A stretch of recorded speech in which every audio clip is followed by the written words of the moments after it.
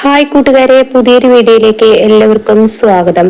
അങ്ങനെ മാഷിന്റെ അടുത്തോട്ട് ഇന്ദ്രൻ വന്നിരിക്കുകയാണ് കേട്ടോ. അങ്ങനെ ഇന്ദ്രൻ പറയാണ്, ഞാൻ വന്നത് അച്ഛനോട് ഒരു കാര്യം പറയാനാണ്. ആദ്യം ഫാദേഴ്സ് ഡേ അന്ന് അച്ഛനൊരു ഗിഫ്റ്റ് നൽകാറുണ്ട്, അത് ഞാൻ തരുന്നു എന്ന് പറയട്ടോ. ഇത് കേൾക്കുന്ന മാഷ് പറയണേ, എല്ലാ മക്കളും എന്നെ മറന്നിരിക്കുമ്പോൾ ഇന്ദ്ര നിനക്കെങ്കിലും ഇത് തോന്നിയല്ലോ എന്ന് പറയുമ്പോൾ, അച്ഛ എന്നും ഞാനും അനുപമയൊക്കെ പ്രശ്നമുണ്ടാവാറുണ്ട്, പക്ഷെ അതിനിടയ്ക്ക് അച്ഛനെ മറക്കാറില്ല എന്ന് പറഞ്ഞിട്ട് തന്റെ ആ ഗിഫ്റ്റ് കൊടുക്കുന്നു കേട്ടോ. പിന്നെ നീ എന്തിനാണ് വന്നത് എന്ന് മാഷ് ചോദിക്കുമ്പോൾ ഉടൻ തന്നെ രഘുരു അമ്പിളിക്കും ഞാൻ 25 ലക്ഷം കൊടുക്കാന്ന് അനുപമക്ക് വാക്ക് കൊടുത്തിരുന്നു, അത് എനിക്ക് തെറ്റിക്കേണ്ടി വന്നു, അതെന്റെ അമ്മ കാരണം ദാസങ്ങൾ കാരണമാണ്, അതുകൊണ്ട് അത് ഞാൻ കൊടുത്തോളാം എന്ന് പറയണ്ട. ഇത് കേൾക്കുന്ന മാഷ് പറയുന്നത്, വേണ്ട നീ കൊടുക്കണ്ട, എന്റെ മക്കൾക്കുള്ള ആ ഒരു സ്വർണം ഞാൻ ഇവിടെ കൊണ്ടുവന്ന് വെച്ചിട്ടുണ്ട്, ലക്ഷ്മിയുടെ 101 പവൻ, അത് ഞാൻ ഇവിടെ കൊണ്ടുവന്ന് വെച്ച് കൊണ്ടിട്ടുണ്ട് എന്ന് പറയട്ടോ. ഇതേ സമയം ഇന്ദ്ര, അച്ഛൻ എന്റെ ഔദാര്യം വേണ്ടെന്ന് വെക്കുകയാണോ എന്ന് ചോദിക്കുമ്പോൾ, അതല്ല മോനെ, ഞാൻ നിന്റേത് വേണ്ടെന്ന് വെച്ചതല്ല, എന്തെങ്കിലും ആവശ്യങ്ങൾ വരുമ്പോൾ ഞാൻ ഇനിയിലോട്ട് വരുമെന്നും പറഞ്ഞിട്ട് പറഞ്ഞു വിടാണ് കേട്ടോ.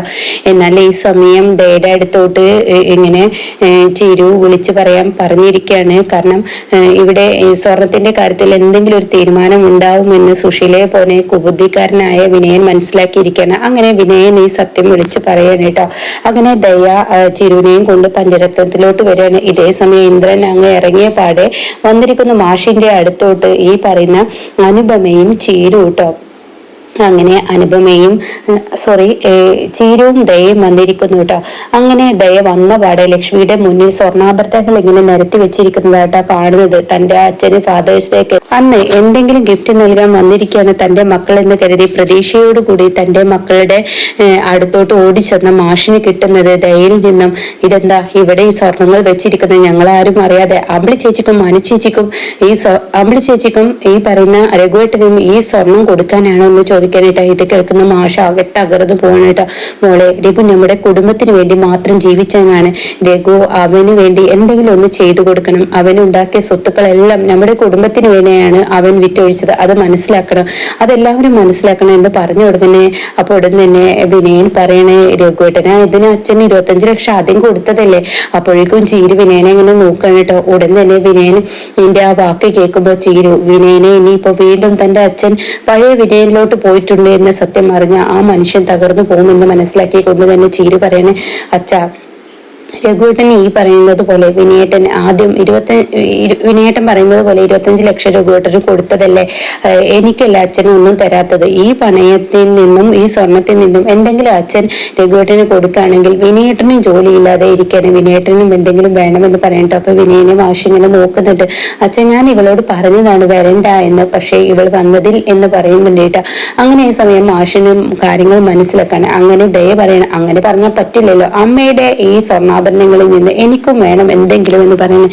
ഇത് കേൾക്കുന്ന മാഷിനങ്ങ് ദേഷ്യം പിടിക്കാൻ കേട്ടോ. എന്റെ ഭാര്യയുടെ സ്വത്തുക്കൾ അതെന്ത് ചെയ്യണമെന്ന് തീരുമാനിക്കുന്നത് ഞങ്ങളാണ്, അത് കേൾക്കുന്നത് അങ്ങനെ അങ്ങ് തീരുമാനിക്കാൻ പറ്റില്ലല്ലോ അച്ഛാ, ഞങ്ങൾക്കും കൂടി ഇതിൽ അവകാശമുണ്ടല്ലോ, ആ അവകാശം ഞങ്ങൾക്ക് വേണം. അമ്മ ജീവിച്ചിരിപ്പുണ്ടെങ്കിൽ ഓക്കെ, ഇതിപ്പോ അമ്മ ജീവിച്ചിരിപ്പില്ലല്ലോ, അപ്പൊ ഞങ്ങൾക്ക് ഇതിൽ അവകാശം ഉണ്ടെന്നൊക്കെ എടുത്തടിച്ച് പറയുന്നത് പോലെ പറയുമ്പോൾ ചീരുവിന് ഇഷ്ടപ്പെടുന്നില്ല കേട്ടോ. ചീരു പറയുന്നത്, ദയ്യ നീ എന്തായി പറയുന്നതെന്ന് ചീരു പറയുന്നുണ്ട് കേട്ടോ. ആ സമയം മാഷ് വല്ലാതെ അങ്ങ് തകർന്നു പോവാണ്. മാഷ് എന്റെ മുന്നിൽ ആരും വേണ്ട എന്നുള്ള ആ നിലപാട് മാഷ് എടുക്കാൻ. അങ്ങനെ അവർ രണ്ടാളും ഇറങ്ങി പോവാണ്. എന്നാൽ ദാസ് തന്നെ നിന്ന് എന്തോ മറച്ചു വെക്കുന്നുണ്ട്. ഇത്രയും നാളും ഒരു വാലായി തൂങ്ങി നടന്നിരുന്ന ദാസിന്റെ പിന്നിൽ, എന്നാൽ ദാസ് ഇന്നിപ്പോ തന്നെ പിന്നിലോട്ട് മാറ്റിയത് അത് തനിക്ക് സഹിക്കാൻ കഴിഞ്ഞില്ല കേട്ടോ. അങ്ങനെ രഘു അവിടെ നിന്ന് നേരെ പോകുന്നത് ഈ പറയുന്ന സച്ചിയുടെ അടുത്തോട്ടാണ് കേട്ടോ. അപ്പൊ സച്ചി, എന്താ രഘു നീ വഴിക്കെന്ന് ചോദിക്കുമ്പോ, ഞാൻ ആദ്യം സച്ചി സാറിന്റെ കമ്പനിയിലാണല്ലോ പണിയെടുത്തിരുന്നത്, വീട്ടിലെ പ്രശ്നങ്ങളൊക്കെ ഇപ്പൊ അറിയാലോ, മഞ്ചാടി ഇറങ്ങിയതോടുകൂടി ആ വീട് ഇപ്പൊ ചിന്ന ഭിന്നമായിരിക്കാന് ഞാൻ ആ കുടുംബത്തിന് വേണ്ടി എല്ലാം ചെയ്തു, പക്ഷെ ഇന്നിപ്പോ കാര്യം കൊണ്ട് എടുത്തപ്പോൾ എല്ലാവർക്കും ഞാൻ ഒരു ഭാരമായി. എനിക്ക് അമ്മാവൻ എന്തെങ്കിലും ചെയ്യാൻ ഒരുങ്ങുമ്പോഴേക്കും മറ്റുള്ളവരൊക്കെ അതിനെ എതിർപ്പ് നിൽക്കണം. അപ്പൊ സ്വന്തം കാലിൽ എനിക്ക് നിൽക്കണം എന്നാ എന്റെ ആഗ്രഹം. ആരുടെയും സ്വത്തും മുതലും ഇനി എനിക്ക് വേണ്ട. എനിക്ക് ഇവിടെ നിന്നും എന്തെങ്കിലും സമ്പാദിച്ച് എന്തെങ്കിലും ആവണം എന്നൊരു ആഗ്രഹമുണ്ട് എന്ന് സച്ചിക്ക് മുന്നിൽ പറയുമ്പോൾ ഗോകുലിന് അതങ്ങ് വല്ലാതെ ഇഷ്ടപ്പെടുകയാണ് കേട്ടോ. അപ്പൊ ഗോകുല് പറയാതെ രഘുവേട്ടനെ പോലെയുള്ള ഒരാളെയാണ് ഞങ്ങളുടെ കമ്പനിക്ക് ആവശ്യം, അതുകൊണ്ട് തന്നെ രഘുവേട്ടനെ ഞങ്ങൾ സഹായിച്ചിരിക്കും എന്ന് പറഞ്ഞിട്ട് രഘുവിനെ ഒപ്പം നിർത്തുന്നുണ്ട് കേട്ടോ. എന്നാൽ രഘുവിനാണെങ്കിലോ വീറും വാശിയും കൂടി വരാൻ കേട്ടോ. തനിക്ക് ഇനി എന്തായാലും തന്റെ ആളുകളെ തനിക്കൊപ്പം ഇത്രയും കാലം അവർക്ക് വേണ്ടി ജീവിച്ചിട്ട് വിനയിൽ നിന്ന് കേട്ടത് ഇപ്പോ ഭാര്യയുടെ അനിയത്തിയെ കാമുകനെ കൊന്നു എന്നും അതുപോലെ തന്നെ സ്വത്തിന് വേണ്ടി നടക്കുകയാണെന്നും പലവരും പറയാതെ പറയുന്നത് കേൾക്കുമ്പോൾ രഘു തന്നെ തകർന്നു പോവാണ് കേട്ടോ. പിന്നീട് സച്ചി ഒരു വാക്ക് കൊടുക്കുമ്പോൾ ഒരുപാട് സന്തോഷത്തോടു കൂടി അമ്പിളിയെ എടുക്കാൻ വേണ്ടി ചെല്ലണം. അപ്പൊ അമ്പിളിയാണെങ്കിലോ കാര്യങ്ങളൊക്കെ എങ്ങനെ രഘുവിനോട് പറയാനും ഞാൻ കന്യാശ്ശേരി മനയിൽ പോയി എന്നോട് പറഞ്ഞിരിക്കുന്നത് അവിടെ എന്തൊക്കെ മൂർത്തികൾക്ക് വേണ്ടിയിട്ട് എന്തൊക്കെ ചെയ്യണമെന്നും അതുപോലെ തന്നെ ഇവിടുത്തെ സ്വത്തിന് വേണ്ടിയിട്ട് ആരും കോടതിയിലോട്ട് പോകരുതെന്നൊക്കെ പറഞ്ഞിരിക്കുന്നത്, അതിന് ഞാൻ തടയിടണം എന്നാണ് പറയുന്നത്. നമുക്ക് പ്രത്യേകിച്ച് എന്തെങ്കിലും തരാ എന്ന് എന്നോട് കുഞ്ഞമ്മ വാക്ക് തന്നിട്ടുണ്ട് എന്ന് പറയട്ടോ. ഇത് കേൾക്കുന്ന രഘുവിനെ അത്ര അങ്ങ് സുഖിക്കില്ല കേട്ടോ. രഘു പറയണം, അമ്പിളി അത് വേണ്ട, ആരോ കേസിലോ എന്തിനോ പോയിക്കോട്ടെ, നമ്മൾ പോണ്ട എന്ന് മാത്രം. പക്ഷേ ഇത് തടയിടാൻ നീ നിൽക്കണ്ട, കാരണം അതെന്തൊക്കെയോ ഒരു ദുരൂഹത ഉണ്ട്. ഈ പറയുന്നത് പോലെ തന്നെ ആ തമ്പായി, ഈ അമ്മാവൻ പറയുന്നത് പോലെ തമ്പായിൽ എന്തൊക്കെ കള്ളത്തരങ്ങളുണ്ട്, അത് തീർച്ചയായും അത് പ്രശ്നമാണ്. ഈ രഘുവേട്ടന് അല്ലെങ്കിലും ഞാൻ പറഞ്ഞതിലൊന്നും കേൾക്കില്ല. ആ കുഞ്ഞമ്മ എനിക്ക് വാക്ക് തന്നതാണ്, ആ കോടതിയിലോട്ട് മറ്റുള്ളവരെ പറഞ്ഞേക്കാതിരുന്ന തീർച്ചയായും നമുക്ക് കൂടുതൽ സ്വത്ത് തരുമെന്ന്.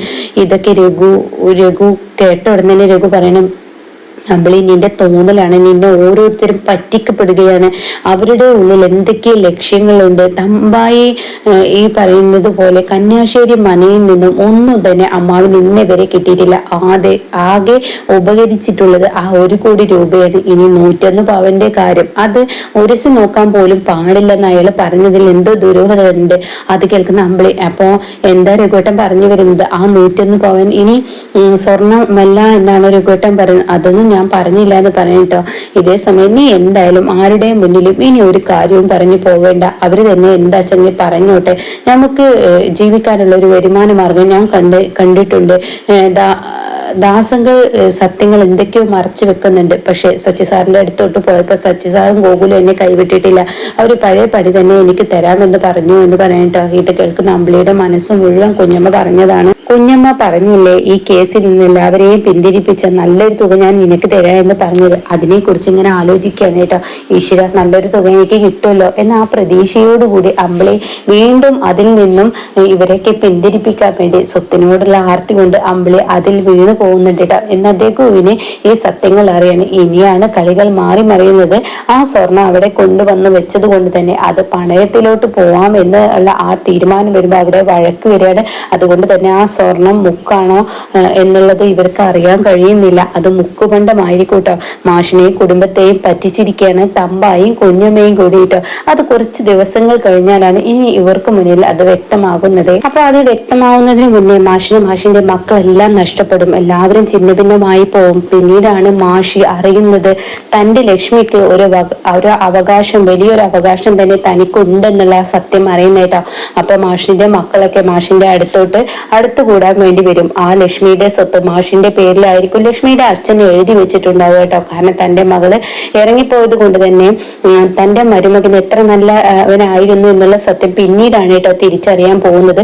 അപ്പൊ എന്തായാലും മാഷിന്റെ അരികിലോട്ട് മക്കള് തിരിച്ചു വരുമ്പോൾ മാഷ് ഒരൊറ്റ നിന്നെ സ്വീകരിക്കില്ല. മക്കൾക്ക് വേണ്ടി ജീവിച്ച ആ അച്ഛന്റെ കയ്യിൽ ഒന്നുമില്ല എന്നറിഞ്ഞപ്പോ മക്കളെല്ലാം കൈയൊഴിഞ്ഞതാണ്. അതുകൊണ്ട് ഇനി എനിക്ക് വേണ്ടി ഞാൻ ജീവിക്കട്ടെ എന്നും പറഞ്ഞു മാഷ് ഇനി നല്ലൊരു തീരുമാനം തന്നെ മാഷ് എടുക്കുമ്പോൾ എല്ലാവർക്കും അമ്പിളി പറ്റുന്ന ആ കെട്ടിക്കാൻ സീനാണ് കേട്ടോ. ആ സമയവും മാഷിന്റെ ഒപ്പം നിൽക്കുന്നത് അനുപമയും ഈ പറയുന്ന രഘുവും തന്നെ ആയിരിക്കും കേട്ടോ. അമ്പിളിയും ഈ പറയുന്നത് പോലെ സ്വത്തിനു വേണ്ടി അങ്ങോട്ടും ഇങ്ങോട്ടും ഇങ്ങനെ മാറി മറിഞ്ഞും കൊണ്ട് ഇരിക്കും. അമ്പിളിക്ക് ഒരു സ്വന്തമായ ഒരു നിലപാടെടുക്കാനുള്ള ആ കഴിവ് ഇല്ല. അത് രഘു പലവട്ടം പറഞ്ഞു കൊടുക്കൂട്ടോ.